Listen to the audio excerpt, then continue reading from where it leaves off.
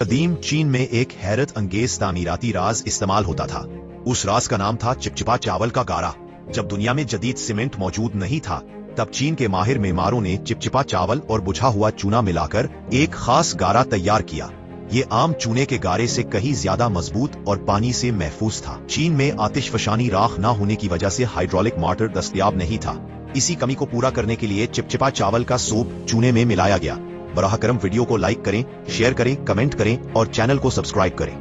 500 ईस्वी के करीब ये नामियाती और गैर नामियाती मुरक्कब तैयार हुआ। इस गारे ने अजीम दीवारें, चीन, मकबरे, मीनार और शहर की दीवारों को सदियों तक महफूज रखा।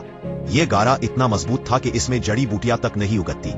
ईंटों के दरमियान ऐसी मेहर बन जाती थी जो आज के सीमेंट का मुकाबला करती है। मंग खानदान के दौर में ईंटों की तैयारी में जबरदस्त बेहतरी आई। इसी दौर में अजीम दीवार के ज्यादातर हिस्से ईंटों से तामीर किए गए। अगर आपको मालूमाती वीडियोस पसंद हैं, तो लाइक करें, शेयर करें, कमेंट करें और नॉलेज जोन उर्दू को सब्सक्राइब करें। ये दीवारें जल्जलों और जदीद मशीनों के दबाव को भी बर्दाश्त कर गईं।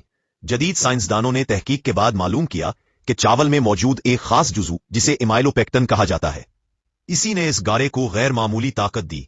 ये साबित करता है कि कदीम इल्म आज की जदीद टेक्नोलॉजी से कम नहीं था।